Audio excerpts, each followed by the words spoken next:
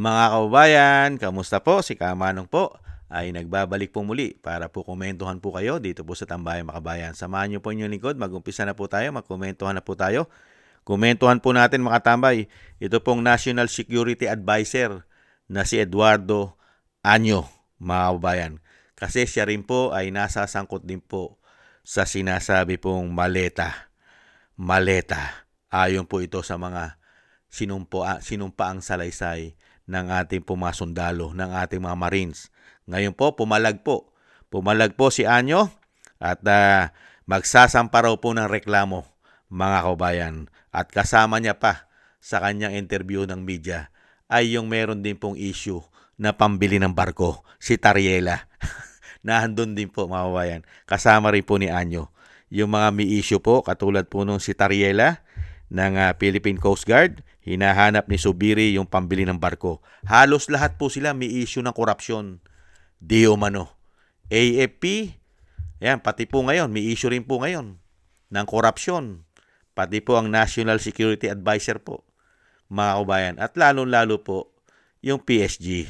Di ba? Yung Philippine Coast Guard. Hindi po ba? Ito po, pakinggan na po natin si Anyo, mga kababayan. Having a meeting with them, especially with the former speaker, Saldico and Laili Drima, it has never happened in my life. And then much more, I will receive a paper bag. So, ano ba naman ng siopaw? To go ba yun? No, it's very preposterous. Sana inayos na lang nila muna yung script. Hindi kailanman nakipagkita si National Security Advisor Eduardo Anyo sa kahit sino sa mga binanggit ng ex-Marines na tumanggap umano ng paper bag na may lamang pera. Tinawag ring malisyoso ni Secretary Anyo ang akusasyong ito sa kanya. Aniya pawang kasinungalingan at gawa-gawa lamang ang nilalaman ng affidavit ng mga ito at hindi niya kukonsentihin ang mga ganitong gawain. My legal team is prepared, no? Kung sino man yung nagsabi noon, sisiguraduhin ko, kakasuhan at makukulong siya. Kasi I won't allow anyone to smear my reputation that I have protected for many, many years now. Magsasagawa rin ng sariling investigasyon ng tanggapan ni Secretary Anyo para matukoy kung ito ay bahagi ng mas malawak na pagsisikap na pahinain o destabilize ang mga institusyon ng gobyerno dahil sa timing ng paglabat. Nakita niyo pa mga tambay? Pinahihina po ba yun? Massive corruption sa gobyerno ngayon, tapos ikaw yung National Security Advisor. Ano pa ba ang reputasyon na hahanapin sa'yo? May reputasyon pa ba sa'yo? National Security Advisor ka? Yung ginawa nyo nga lang kay dating Pangulong Duterte. Di ba nilagay nyo sa kahihiyan ng bansa? Pati ang ating sovereignty, ang ating soberenya. National Security Advisor ka, nagpamigay ka ng walang due process, kidnapping. Yan ang sinasabi ng pamilya Duterte. Kidnapping ang ginawa sa kanyang tatay. National Security Advisor ka? Hinayaan mo na kidnapin ang dating Pangulo at ipamigay sa banyaga na ang Pilipino pa nagbigay. Pilipino pa ang naghatid. Eroplano pa ng Pilipinas ang gamit. Nasaan ang sinasabi mo na matagal mo na hindi ka malang nai-involve at ang iyong sinasabi dignidad, meron kang dignity sa sarili mo. Nasaan yon? National Security Advisor ka? Dating Commander-in-Chief? Binastos ninyo? Di umano? Ibang klase ka. Ngayon, hinihiring ang dating Pangulong Duterte sa ICC. Ano po lumalabas doon? Politika. Politika. Hindi po ba? Naparami pong nabubunyag doon na kasiraan ng gobyerno na sinasabi mong pinaglilingkuran. National Advisor Security ka. Hindi po ba? Ibang klase. National Security Advisor ka. Samantalang isang Pilipino, hindi mo na secured. Isang dating Pangulo, hindi mo na secured? Advisor ka? Dapat ba magpamigay ng isang Pangulo sa mga banyaga na hindi tayo saklaw?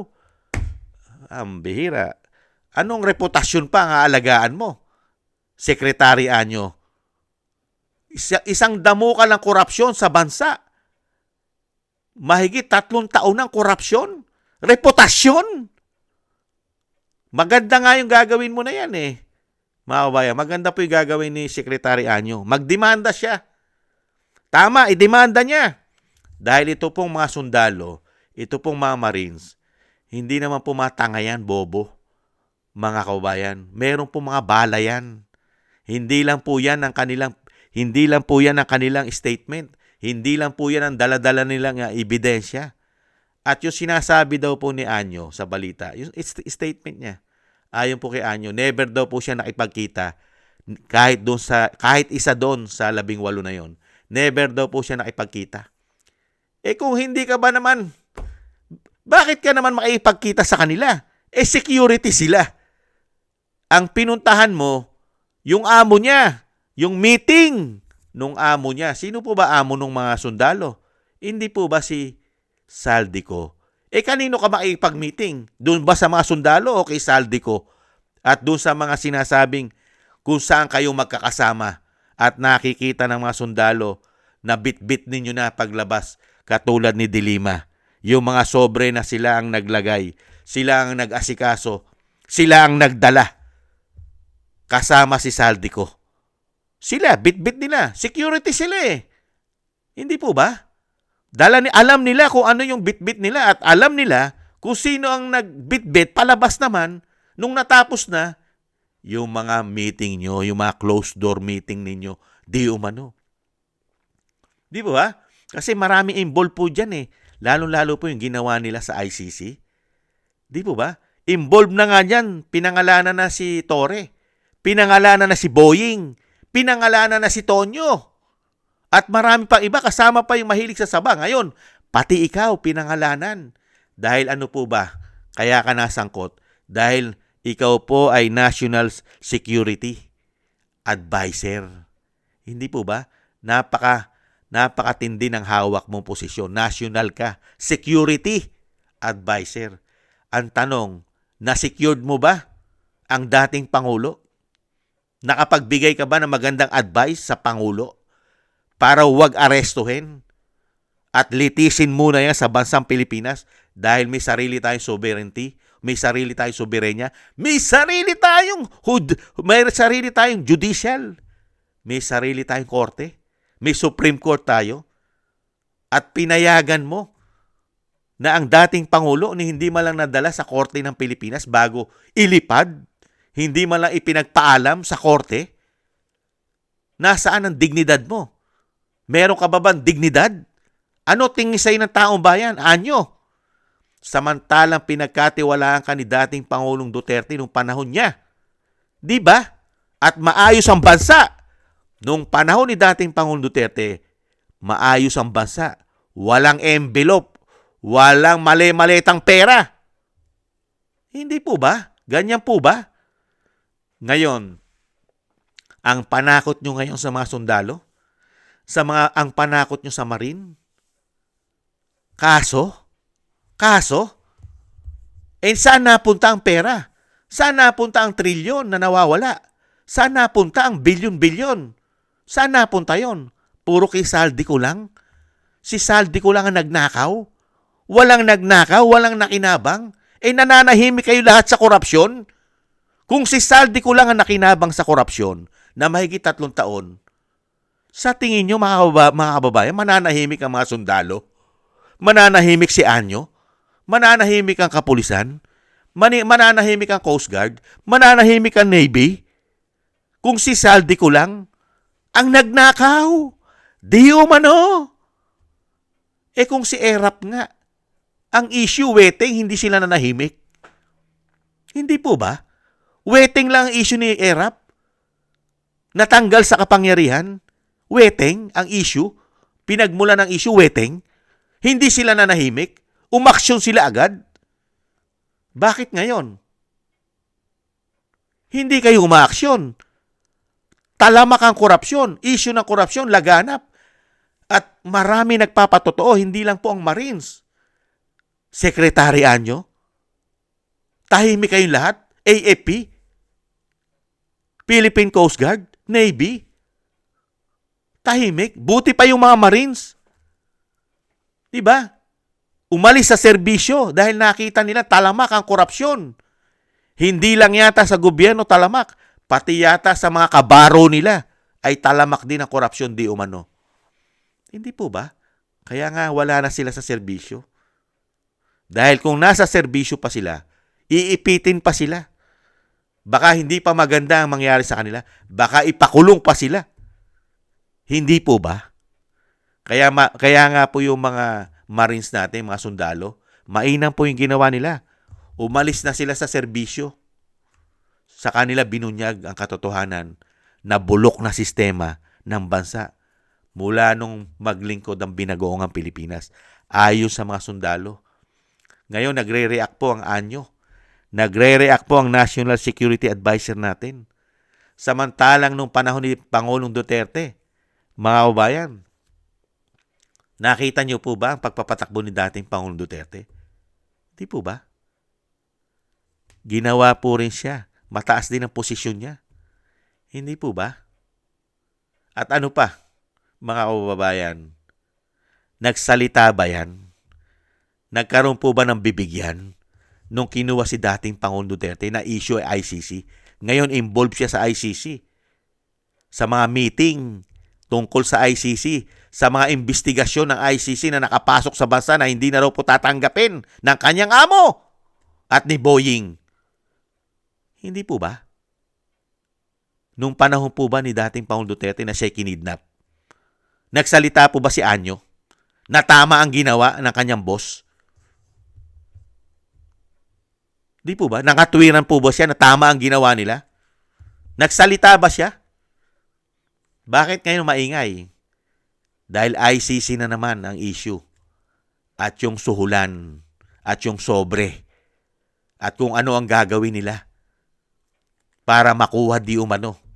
At malagyan ng maraming planted evidence di umano. Mga gawa-gawang ebidensya. At mga chinap-chap na mga video na mismo yung may-ari ng video ay nagrereklamo.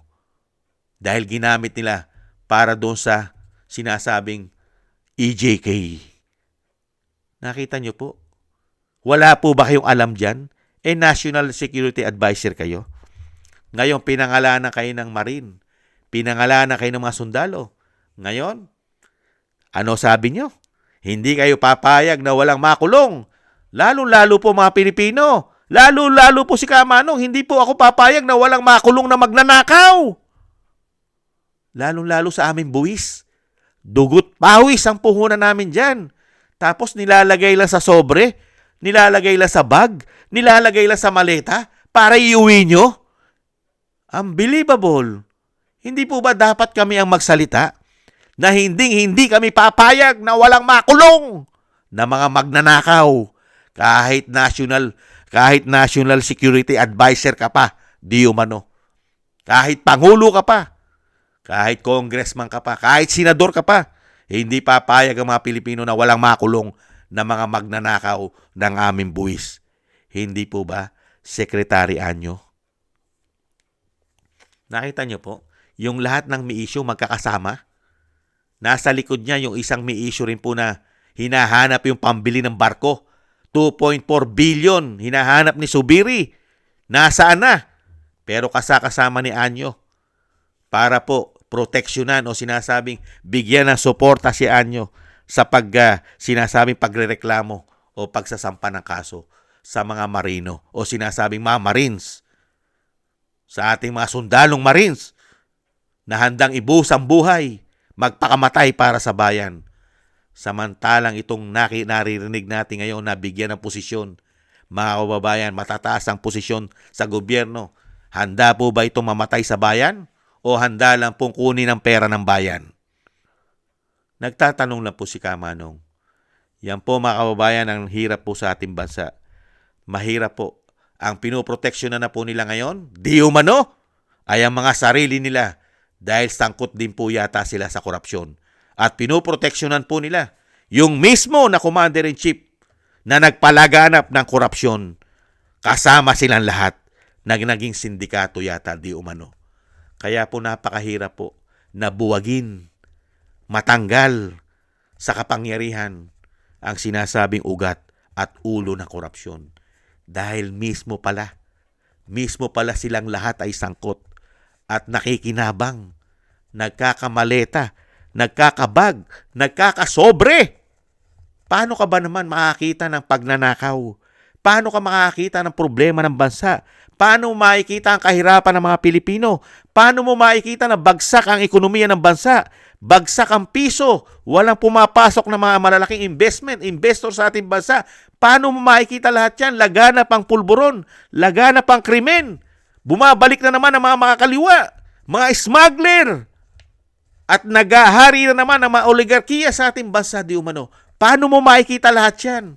Kung ganitong klase ang nasa gobyerno, na lahat sila'y nakikinabang sa pera at buwis ng taong bayan na nilalagay sa maleta, bag at sobre.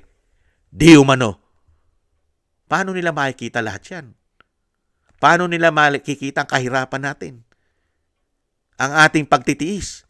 Dinadaan tayo sa mga ganito, mga statement. Ganito lang po ang kanilang solusyon sa korupsyon. Ididimanda ko ang magpapatotoo. Ang mga tatayong witness. Ididimanda.